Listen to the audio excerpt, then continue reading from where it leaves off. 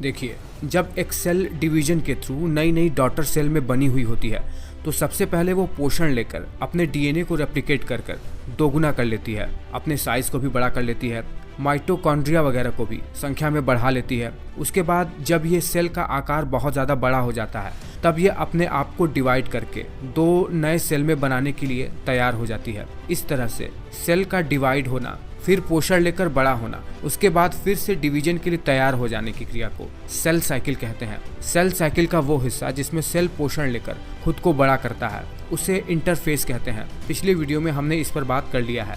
अब इस वीडियो में हमें बात करना है कि पोषण लेने के बाद सेल खुद को डिवाइड कैसे करता है। सेल साइकिल के इस फेज को जिसमें सेल डिवाइड होती है इसे माइटोसिस का फेज कहा जाता है। और हमारे शरीर में जर्म सेल यानी गैमेट सेल, स्पर्म और एग के अलावा सभी सोमैटिक सेल के नाम से जाने जाते हैं और इन सभी में माइटोसिस की क्रिया देखी जाती है। हिंदी में इसे समसूत्री विभाजन कहते हैं। ध्यान रहे, जैसे स्पर्म और एग, इनमें माइटोसिस की क्रिया नहीं होती है, इनमें मायोसिस की क्रिया होती है जिसे हिंदी में अर्धसूत्री विभाजन कहते हैं। फिलहाल इस वीडियो में हम माइटोसिस को समझते हैं। देखिए, माइटोसिस की क्रिया जिसे सेल साइकिल में एम फेज के नाम से जानते हैं, दो भागों में बटी हुई होती है। कैरियोकाइनेसिस जिसमें सेल का न्यूक्लियस दो भागों में बटता है, और दूसरा होता है साइटोकाइनेसिस। साइटोकाइनेसिस में सेल का साइटोप्लाज्म अलग होकर अंततः दो सेल का निर्माण कर देता है। दो आइडेंटिकल डॉटर सेल का निर्माण होता है इसमें। कैरियोकाइनेसिस जिसमें न्यूक्लियस का विभाजन होता है, चार भागों में बटा हुआ होता है: प्रोफेज, मेटाफेज, एनाफेज और टीलोफेज। चलिए जानते हैं कि प्रोफेज में आखिर क्या होता है। देखिए, प्रोफेज में क्या होता है। प्रोफेज में सबसे पहले तो न्यूक्लियस में मौजूद डीएनए धीरे धीरे कंडेंस होने लगती हैं। कंडेंस होकर धीरे धीरे ये क्रोमोसोम के रूप में बदलना शुरू हो जाती हैं। साथ ही साथ सेंट्रियोल्स, जो कि मैंने आपको बताया था कि G2 फेज में डिवाइड होकर संख्या में दो बन गए थे, अब उनके चारों ओर माइक्रोट्यूब्यूल्स बनना शुरू हो जाते हैं। और जब ये माइक्रोट्यूब्यूल्स इन सेंट्रियोल्स के चारों ओर बढ़ना शुरू हो जाते हैं तो ये एक तारे का रूप ले लेते हैं, इसीलिए इसे एस्टर्स कहा जाता है। प्रोफेज के खत्म होते होते ऐसा होता है कि न्यूक्लियस का जो मेम्ब्रेन होता है वो पूरी तरीके से डिसअपियर्ड हो जाता है। एंडोप्लाज्मिक रेटिकुलम और गोल्जी बॉडी जैसी चीजें अस्तित्व में रह ही नहीं जाती हैं, बस डीएनए रहता है जो कि धीरे धीरे कंडेंस होकर बिल्कुल एक में एक सटकर क्रोमोसोम का रूप लेना शुरू कर देते हैं।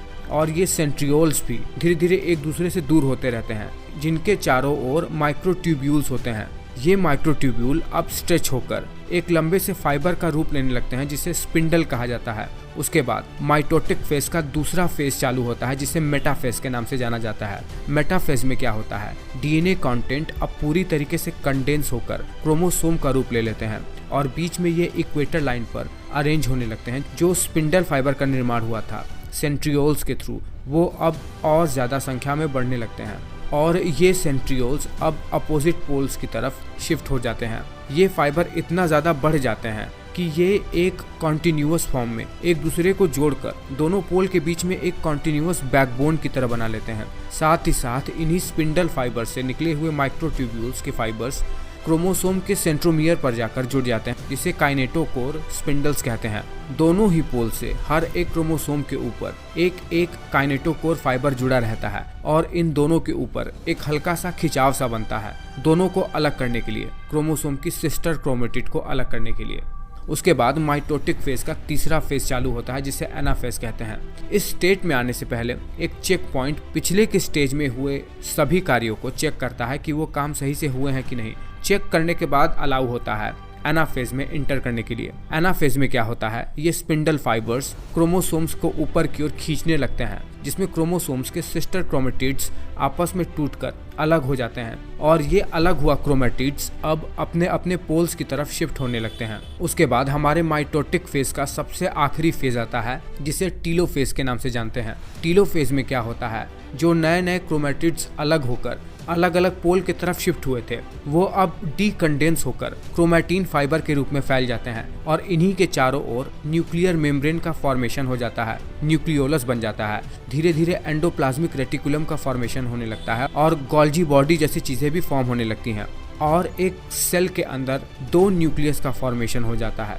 कहने का मतलब ये है कि दोनों पोल की तरफ शिफ्ट हुए जो नए नए न्यूक्लियस बने हैं उनके तरफ नए नए ऑर्गेनेल्स का निर्माण भी हो जाता है। और कुछ इस तरीके से सेल के अंदर कैरियोकाइनेसिस यानी न्यूक्लियस के विभाजन का प्रोसेस पूरा हो जाता है, जिसके बाद अब शुरू हो जाता है सेल के अंदर साइटोप्लाज्मिक डिवीजन की प्रक्रिया का। ये साइटोप्लाज्म के विभाजन की प्रक्रिया को दरअसल साइटोकाइनेसिस कहते हैं और ये साइटोकाइनेसिस सेल के विभाजन के एनाफेज में ही चालू हो जाता है। जब पेरेंट सेल में जो विभाजन की क्रिया चालू होती है उसी समय सेल के बीच में एक फरो क्लीवेज रिंग का निर्माण हो जाता है जो कि टीलोफेज तक चलता है। ये एक्टिन और मायोसिन प्रोटीन की बनी हुई रिंग होती है जो कि प्लाज्मा मेम्ब्रेन से लगी हुई होती है। ये रिंग धीरे धीरे कॉन्ट्रैक्ट होकर अंदर की ओर पुश होते होते खुद को 2 हिस्सों में बांट लेती है और 2 नए सेल का निर्माण हो जाता है।